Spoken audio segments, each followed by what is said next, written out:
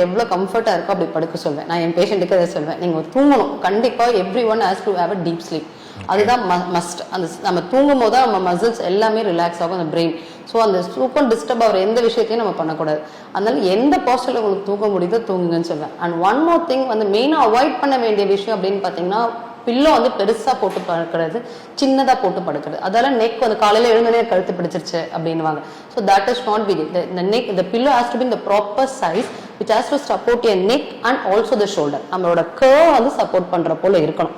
ஆனா அதே over size போட்டாலும் நெக் எக்ஸ்டென்ஷனுக்கு போயிடும். நம்ம கம்மியா போட்டாலும் நெக் நமக்கு ஃபிளெக்ஷனுக்கு போயிடும். ஸோ நம்ம அதை பண்ணக்கூடாது. Correct size of the pillow. அந்த pillow has to support your shoulders and also your neck. நீங்க ரொம்ப நல்லா போனால் side line is a better posture. And then like pillow in between thigh போடுறீங்கன்னா that will be better to உங்களோட sleeping relaxation பொசிஷனாக இருக்கும். Actually புதுசாக I was impress with new technology அப்படின்னா ரோபோட்டிக். ஓகேவா? இப்போ நிறைய பேர் நமக்கு stroke, like spinal cord injury, brain injury அப்படின்னு பார்த்தீங்கன்னா ஸ்ட்ரோக் வந்துடுது. லைக் பேரலிசிஸ் இருக்குது, like movement disorders, like musculoskeletal disorders இருக்குது. And we have like cerebral palsy, parkinsonism. இதுக்கு ரோபோட்டிக் ஃபிசியோதெரப்பி மூலயமா நம்ம ட்ரீட் பண்ணுறோம். லைக் அந்த ரோபோட்டிக் லைக் கொலாபரேட் அந்த டிவைஸை நம்ம உடம்புலேயே கொலாபரேட் பண்ணிட்டு அந்த moments like through the computerised system we have been making actions.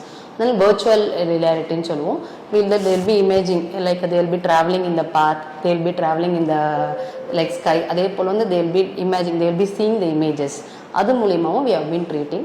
Another treatment அப்படின்னு பார்த்தீங்கன்னா we have been spinal, as I said, is a manual traction is a very old method. The new technology is now a spinal decompression therapy. அது மூலமாவும் இப்போ disk கொலாப்ஸை treat பண்ணிட்டு இருக்கோம். ஒரு ஃபிசியோதெரபிஸ்டாக நீங்கள் பார்க்குற ஒரு பிக்கஸ்ட் சேலஞ்சும் மற்ற டாக்டர்ஸ் கிடைக்கிற இந்த ஒரு விஷயம் ஃபிசியோதெரபிஸ்ட்டுக்கும் கிடைச்சா நல்லா இருக்கும்னு நினைக்கிறேன். நீங்கள் ஒரு விஷயமும் free to treat, kindly allow us to free to treat.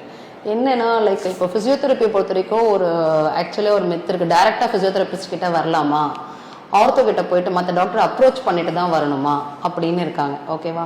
ஒரு ஃபிசியோதெரபிஸ்ட் கிட்ட senior consultant physiotherapist those are practicing more then 10 இயர்ஸ்னா நீங்கள் டேரெக்டாகவே ஒரு ஃபிசியோதெரபிஸ்ட்டை அப்ரோச் பண்ணலாம். அவங்க பண்ணிங்கன்னா அவங்களோட டயக்னோஸ்டோ பண்ணி ட்ரீட்மெண்ட்டை கொடுப்பாங்க. நீங்கள் அப்படி அப்ரோச் பண்ணும்போது they can decide the treatment. அவங்க பேஷண்ட் அனலைஸ் பண்ணி ட்ரீட் பண்ண முடியும்.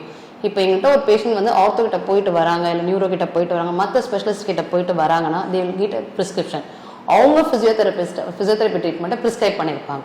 ஸோ த பேஷண்ட் ஆக்சுவலாக அவங்களாலே டிசைட் பண்ண முடியாது. இவங்க சொல்கிறத கேட்குறது like whose suggestion we have to take.